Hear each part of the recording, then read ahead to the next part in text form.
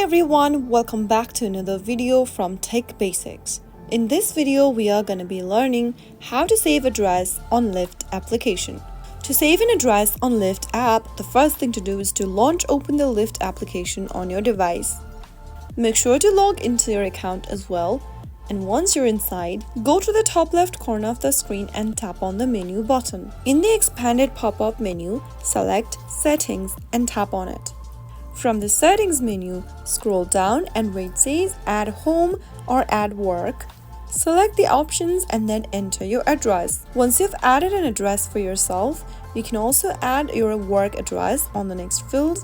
Type in your work address right there on the screen. And once you are done selecting your address or typing it in, you have successfully added your address on Lyft application. Now you can easily see your added address right under where you are going. You can simply tap on the shortcuts and then get to your destination quicker and easier from Lyft. So that was how you can easily save your address on Lyft. If you found the video to be helpful, go ahead and give us a thumbs up. Don't forget to subscribe to our channel by hitting the subscribe button.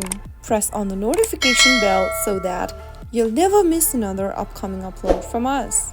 I will be back again in the next episode. Thanks for watching.